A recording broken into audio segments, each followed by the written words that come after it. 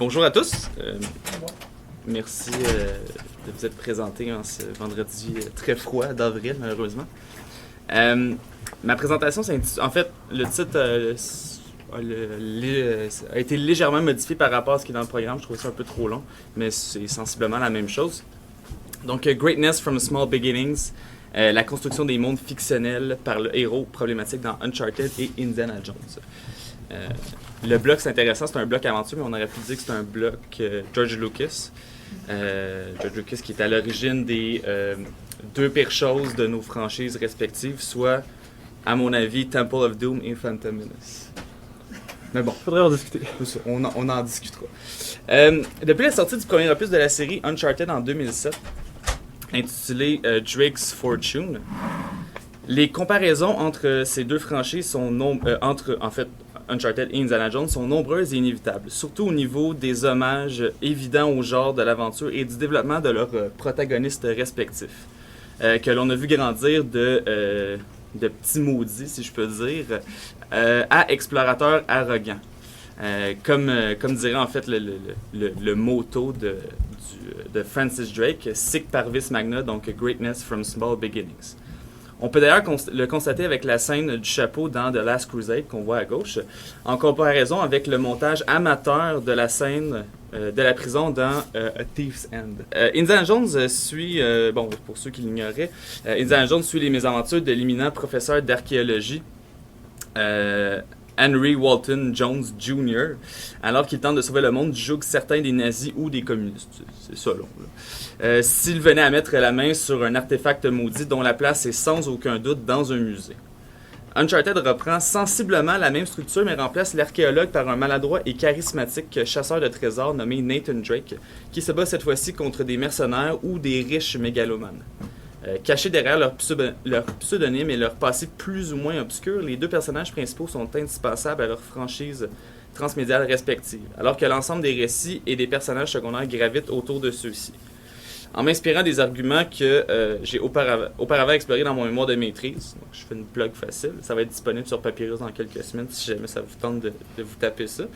Je tenterai de démontrer au cours de cette présentation comment les univers fictionnels des franchises concernées se construisent non pas autour de la puissance quasi surhumaine de Drake et de Jones, mais bien autour de leurs nombreuses imperfections qui permettent de tisser des liens entre les personnages secondaires et les différents récits, qu'ils soient littéraires, vidéoludiques, BDiques ou cinématographiques. Avant toute chose, ça me semble important de préciser ce que j'entends par puissance et faiblesse, pour être bien certain qu'on soit tous sur la même longueur d'onde un peu. La puissance, dans le cas, en fait, je reprends des arguments, c'est un modèle que j'ai développé dans mon mémoire, je vais en reparler, mais la puissance, dans le cas du jeu vidéo, se rapporte au concept de la masculinité militarisée telle que définie par les auteurs de Digital Play. La masculinité militarisée est un complexe qui mélange des ingrédients qui vont du combat à main nue au tir d'armes à feu en passant par des pouvoirs magiques de destruction, des jeux de guerre tactiques, l'espionnage et des scénarios d'exploration menant ultimement à la domination ou à l'annihilation de l'ennemi. Dans mon mémoire, en m'inspirant de certaines théories féministes, j'ai élaboré le concept d'intersectionnalité vidéoludique où la faiblesse peut être représentée sous 4 niveaux. Le niveau représentationnel désigne tout ce qui va au-delà de ce qu'on voit en fait généralement dans les jeux vidéo, si je peux dire, en fait, en grande partie, tout ce qui va au-delà de l'homme blanc, cisgenre, hétérosexuel, musclé, un peu comme James Bond, ok? Imaginez James Bond, si on veut. Le niveau interindividuel concerne surtout les capacités du joueur en comparaison avec celles des autres. Fait que ça, je ne l'aborderai pas du tout. Le niveau ludique comporte 2 sous-niveaux. Soit le niveau expérientiel qui se rapporte surtout à des verbes d'action, sauter, marcher, courir, nager et tout ça. Et le niveau effectif qui se rapporte à des adjectifs ou des adverbes qui définissent la portée de ces actions, comme sauter très haut, marcher lentement, nager vite, etc. Je passe rapidement sur ces 3 niveaux parce que je vais surtout en fait parler du niveau narratif, étant donné que les spécificités vidéoludiques ne s'appliquent pas nécessairement à la franchise d'Indiana Jones. Le niveau narratif fait notamment référence aux caractéristiques en fait de l'effet personnage tel que défini par Philippe Hamon, qui sont la qualification différentielle, la distribution différentielle, l'autonomie différentielle, la prédésignation conventionnelle et la fonctionnalité différentielle. En bref, un personnage peut être considéré comme étant faible au niveau narratif s'il ne se démarque pas des autres personnages, s'il est peu ou pas présent dans le récit et ou dans le monde, dans l'univers narratif, s'il est toujours accompagné d'autres personnages, si ses actions ont peu ou pas d'impact, et si, en fait, sur l'univers et le récit, et s'il ne répond pas aux conventions génériques. J'en profite pour spécifier qu'un personnage de fiction, toujours selon moi, n'est jamais totalement faible ou totalement puissant. La faiblesse et la puissance sont deux concepts qui ne sont pas dichotomiques, mais qui se complètent et qui sont en constant dialogue. Oui. Plus précisément, ce serait donc à la fois la faiblesse et la puissance des protagonistes qui servent de moteur narratif. Comme le dit si bien Jean-Yves Tadier, auteur de l'essai Le roman d'aventure, et Frank Marshall, coproducteur d'Indiana Jones and The Kingdom of the Crystal Skull, que j'ai particulièrement aimé. L'aventurier est amené à changer à l'intérieur d'une aventure par ses péripéties rocambolesques, créées par ses lacunes ou sa faiblesse, mais surmontées ultimement par ses compétences remarquables, autrement dit sa puissance, voire sa surpuissance. Prenons par exemple une scène iconique, la fameuse scène dans Raiders of the Lost Ark où Indiana Jones est poursuivi par une énorme boule de roche. Okay? Le rocher en mouvement est en fait le résultat des mauvaises décisions, d'une faiblesse au niveau du jugement ou de la naïveté d'Indiana Jones qui croyait qu'une poche de sable pouvait peser autant qu'une statuette secrète. C'est toutefois grâce à sa puissance qu'il réussit à se sortir des embûches les plus improbables. Cette puissance se résume essentiellement à sa vitesse de déplacement qui est plus grande que celle du rocher, et plusieurs fans se sont penchés sur la question, c'est impossible, et à sa capacité à sauter par-dessus un gouffre sans fin rempli de pics. Le même procédé narratif est repris de manière métonymique à de nombreuses reprises à travers les deux séries. Par exemple, le fait de survivre à une explosion nucléaire grâce à un frigo vintage, ou réussir à sortir vivant d'un désert, du plus grand désert de sable au monde dans Uncharted 3, Drake's Deception, après que ce soit en plus, après qu'elle ait survécu en plus à un écrasement d'avion qui a tué plein de mercenaires inoffensifs, mais pas lui. Il est vrai que les aventures de Drake et de Jones ne sont en fait qu'une succession de faux pas, mais le héros rétablit rapidement la situation comme elle l'était au début du récit, même s'il lui arrive bien trop souvent de passer à 2 doigts de la mort. Malgré tout ce qui pourrait lui arriver, l'aventurier, s'il demeure à l'intérieur du cadre d'une aventure, est en quelque sorte un être immortel. D'une certaine façon, le fait que l'aventurier ressort toujours indemne nous permet alors de le définir comme un être surpuissant. Dès le départ, nos deux héros sont particulièrement insouciants de ce qu'il pourrait bien lui arriver parce que de toute façon, ce ne sera jamais particulièrement grave ou fatal. L'insouciance face à ces mésaventures qui sont ultimement anodines pourrait s'expliquer par une prise de conscience, c'est un peu méta, mais en fait de l'architecte par Nate et Jones, qui, selon Jeunette, se définit par l'ensemble des catégories générales ou transcendantes dont relève chaque texte singulier. En l'occurrence, les spécificités du genre de l'aventure auquel appartiennent les deux franchises qui m'intéressent dans cette présentation. En fait, le microcosme des nombreuses aventures de nos héros obéit à des lois physiques et métaphysiques qui ne sont pas les mêmes que notre réalité. Les aventuriers sont prisonniers de chaînes causales fermées où la fin de l'aventure ramènera systématiquement ceux-ci au début de l'aventure, sans réelle évolution d'une aventure à l'autre. Ce qu'il y a de particulier avec Uncharted et Indiana Jones, c'est que le discernement des temporalités devient une tâche particulièrement ardue pour le lecteur /joueur /spectateur qui est plongé tête première dans ces aventures qui, comme le disait Umberto Eco à propos de Superman dans son essai intitulé Le mythe de Superman, se déroule dans un climat onirique où il est extrêmement difficile de distinguer ce qui est arrivé avant de ce qui est arrivé après. Le narrateur reprenant continuellement le fil de l'histoire comme s'il avait oublié de préciser quelque chose et voulait ajouter des détails à ce qu'il vient de dire. Si l'on ne tient pas compte des relations entre les personnages qui servent d'une certaine façon de repères temporels, particulièrement au niveau des premières rencontres ou des apparitions de certains d'entre eux, il est difficile de savoir à quel moment The Fourth Labyrinth ou Fate of Atlantis, par exemple, qui est un excellent jeu, je vous le suggère, se sont déroulés au sein de leur univers transmédial respectif. Le lecteur, tout comme le personnage principal, a toutefois la certitude qu'il restera en vie Une certitude qui ne peut malheureusement pas s'étendre aux personnages secondaires, aussi importants puissent-ils être. Ici, le personnage auteur, comme l'entend Mathieu Letourneux dans son livre Fiction à la chaîne, tient sa puissance et son insouciance du fait qu'il constitue une marque de commerce essentielle qui permet de faire le pont entre une œuvre spécifique, les tenants et aboutissants du genre de l'aventure et l'univers fictif disséminé. Autrement dit, sans Nathan Drake ou Indiana Jones, la franchise ne pourrait exister. Toutefois, si les personnages secondaires demeurent accessoires d'un point de vue purement mercantile, marketing, peu importe le terme qui vous tente, ce sont en partie leurs réactions face aux actions parfois douteuses de Nate ou Indy qui permettent l'évolution du protagoniste et indirectement la progression du récit au-delà des conventions génériques d'une aventure à l'autre. Je disais plutôt que les deux aventuriers sont puissants, parce qu'ils sont prisonniers et à la fois protégés de l'univers onirique de l'aventure et qui les empêche de se transformer véritablement.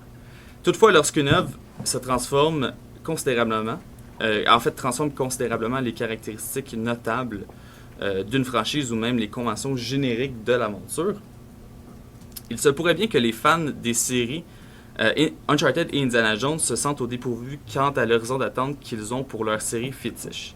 En effet, selon Yass, l'écart esthétique se définit par une séparation de l'attente de son premier public. Je cite, « Il s'ensuit de là que cet écart, qui impliquait une nouvelle manière de voir, est éprouvé d'abord comme source de plaisir ou d'étonnement et de perplexité qui peut s'effacer pour les lecteurs ultérieurs à mesure que la négativité originelle de l'œuvre s'est changée en évidence et est devenue objet familier de l'attente, s'est intégré à son tour à l'horizon de l'expérience esthétique à venir. » L'inquiétude du joueur, spectateur, lecteur que peut susciter ces changements de convention esthétique marquera profondément l'expérience de l'usager qui modifiera par la suite son horizon d'attente en conséquence.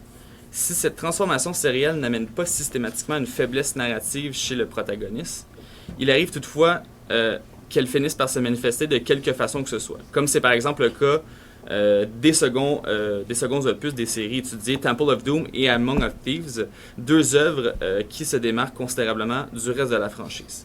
À propos de Temple of Doom, je parlais tout à l'heure qu'il est difficile de savoir qu'est-ce qui est arrivé après et qu'est-ce qui est arrivé avant, du après, et j'ai appris ce matin que Temple of Doom, c'est un prequel de Raiders of the Lost Ark. Fait que c'est ça, c'est tout. C'était mon anecdote de la journée. Dans Temple of Doom, qui avait eu à l'époque un accueil plutôt mitigé, les aventures d'Indiana Jones présentent des scènes de violence particulièrement graphiques par rapport au film précédent. On notera au passage que la couverture de Temple of Doom est la seule, à ma connaissance, à représenter l'imminent archéologue, avec une arme blanche, plus précisément une machette. C'est également le seul opus qui ne présente pas de manière évidente un contexte de guerre entre les États-Unis et un ennemi politique comme l'Allemagne nazie ou l'URSS. C'est aussi le seul film de la série où Jones, chemise déchirée et torse nu, est véritablement vulnérable à son environnement. Après un écrasement d'avion au-dessus de l'Himalaya, Jones se retrouve prisonnier de l'Inde du Nord et doit combattre un culte maudit jusqu'à l'arrivée de l'armée britannique. Par ailleurs, le motif de l'accident de transport dans l'Himalaya, s'il en est un, est repris dans Among of Thieves où Nathan Drake réussit tant bien que mal à survivre à un déraillement de train, et d'une balle à l'estomac, et d'une explosion, et d'un froid intense, tout ça dans le même 5 minutes. C'est d'ailleurs le seul opus de la série, à ma connaissance, où le protagoniste se retrouve majoritairement dans une contrée froide et enneigée, contrairement au désert, jungle et île tropicale des 3 autres jeux. Les 3 premiers Uncharted présentent des éléments surnaturels, alors que les 3 premiers Indiana Jones présentent des intrigues autour d'artefacts qui relèvent du spirituel ou du religieux. Donc dans le cas d'Uncharted, on a souvent une quête, dont le premier, c'est une quête pour l'Eldorado, qui s'avère être un sarcophage doré qui relâche des mouches sanguinaires.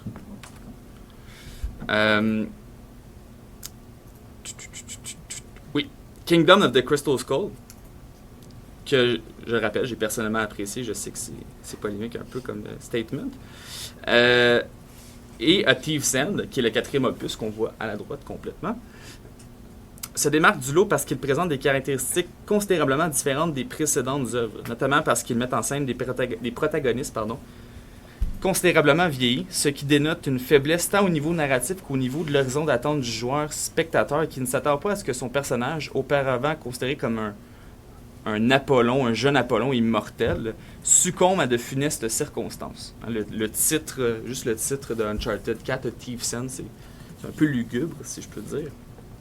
Dans le cas du quatrième Uncharted, il n'y a pas une intrigue surnaturelle, mais seulement une chasse au trésor bien ancrée dans la réalité, afin de sauver la vie de Sam Drake, frère de Nathan Drake, qui n'existait tout simplement pas avant le jeu de 2016. Donc quand je disais réintroduire des éléments qui n'existaient pas auparavant, ça fait partie de ça.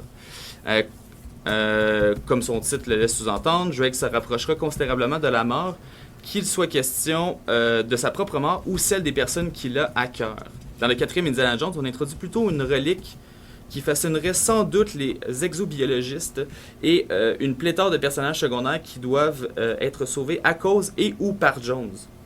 Le crâne de cristal, qui est sans doute l'un des plot twists les plus ridicules du cinéma, tout comme la quête de Libertalia, la mythique utopie des pirates dans Uncharted 4, servent d'excuse pour amener les protagonistes, par le contact avec des adjuvants majeurs, à ressentir la faiblesse liée aux responsabilités de la vie quotidienne au sein du microcosme onirique de l'aventure, comme la famille ou le vieillissement, pour éventuellement mettre fin à leur carrière d'aventurier.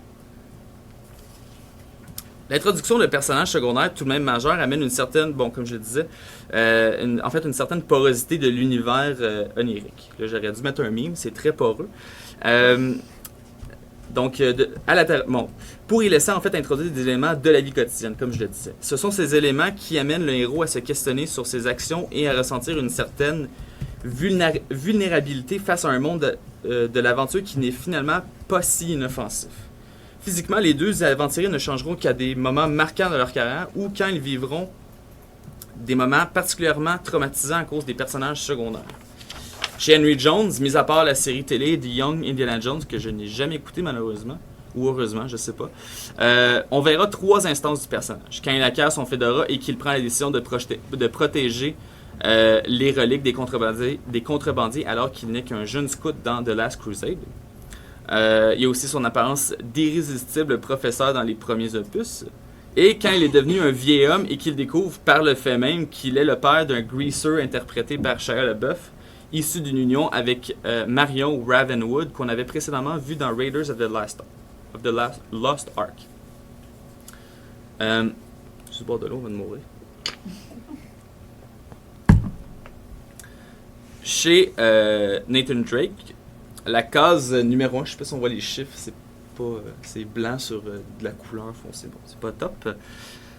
La case numéro 1 représente le moment où il s'enfuit de l'orphelinat et avec son frère et qu'il décide de changer son véritable nom de Morgan pour Drake. Désolé, spoiler alert, Nathan Drake c'est pas son vrai nom, je suis désolé.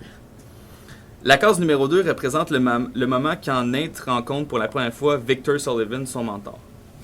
Les cases 3 à 7 représentent le Nathan Drake classique que l'on verra dans la majorité des jeux. Jeune, beau, charismatique, sans véritable évolution, outre l'évolution des capacités graphiques des consoles d'un jeu à l'autre.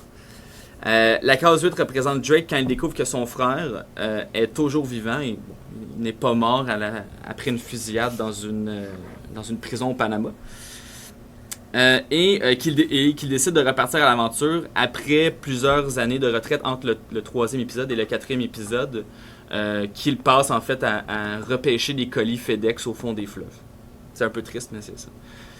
Quant à la case 9, elle représente le moment où Nate décide de fonder une famille et d'abandonner sa vie dangereuse.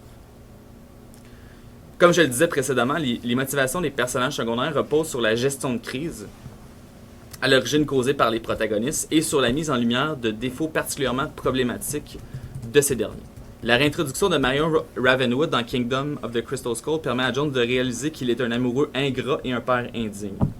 La plupart des antagonistes dans Uncharted tentent de démontrer que Nathan Drake est menteur et un charmeur hypocrite. C'est en fait un psychopathe qui croit être un héros, mais qui est en fait pire que les méchants parce qu'il fait autant, sinon plus de victimes que ces derniers. D'ailleurs, la série Uncharted met de l'avant une dichotomie problématique entre le ludique et le narratif, aussi appelée dissonance ludonarrative, entre la surpuissance au niveau de la manipulation de l'avatar dans l'environnement et le comportement de Drake qui n'est qui n'était héroïque que si l'on considère les intérêts assouvis de ses alliés proches et lui-même à la fin du récit. D'ailleurs, dans pratiquement tous les opus, il y a un trophée quand vous réussissez à tuer, je crois, genre 500 personnes, vous avez un trophée qui se nomme dissonance ludonarrative. Donc même les développeurs sont au courant de ce gag de qualité. À ce sujet, Nadine Ross, qui est en fait l'une des antagonistes dans A Thief's End et l'une des protagonistes dans The Lost Legacy que l'on voit à la gauche de la couverture, tente de reprendre le contrôle de sa compagnie de mercenaires qu'elle a perdu après les agissements catastrophiques des frères Drake dans le 4e opus. Donc, en fait, elle agit à cause que les frères Drake, c'est deux douchebags. On va le dire comme ça, c'est des douchebags. La présence d'Helena Fisher, compagne de Drake, qui n'est pas représentée à l'écran, lui rappelle constamment qu'il n'est pas immortel et que s'il n'est pas prudent, il finira par perdre en fait tous les êtres qui lui sont chers. Compte tenu du fait qu'ils sont également dépendants des autres personnages, particulièrement dans le 4e opus, Nathan Drake et Indiana Jones ne présentent pas une autonomie différentielle suivant Amon, ce qui témoigne de leur faiblesse omniprésente tout au long de leur aventure. Donc, ils sont toujours dépendants des autres personnages. L'interdépendance narrative semble ainsi aller dans les deux sens pour la construction des univers fictionnels au sein des franchises transmédiatiques, malgré une importance un peu plus grande pour les protagonistes. Autrement dit, l'œuvre monde ne peut se construire que par la simple présence du protagoniste surpuissant. Les relations d'adjuvants permettent de démontrer le côté vulnérable avec les aventuriers pour ainsi intéresser davantage le joueur, lecteur, spectateur. En conclusion, je tiens à souligner que la reprise de motifs évidents de Indiana Jones par la série Uncharted n'est pas un cas isolé, même après le 4e opus de la franchise cinématographique, vivement critiqué par beaucoup de gens de notre génération ou de génération d'avant. Bon, okay, c'est polarisé comme opinion pour Kingdom.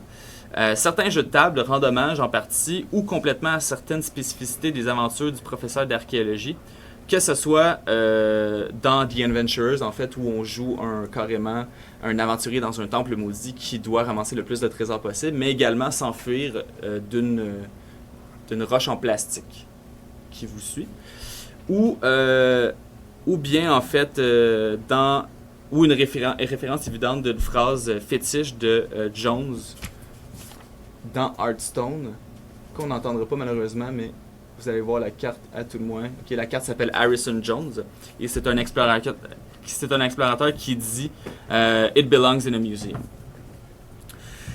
Ça nous fait réaliser en fait que la décision de la bibliothèque du Congrès américain d'introduire Raiders of the Lost Ark dans le registre national des films est plus que justifiée. C'est une œuvre qui a marqué des générations de créateurs par la suite, autant des créateurs de jeux de plateau, de jeux vidéo, de bandes dessinées, tout ça. Et c'est justifié, c'est comme justement le dit si bien Harrison Jones, autant que Indiana Jones, la série Indiana Jones belongs in a museum.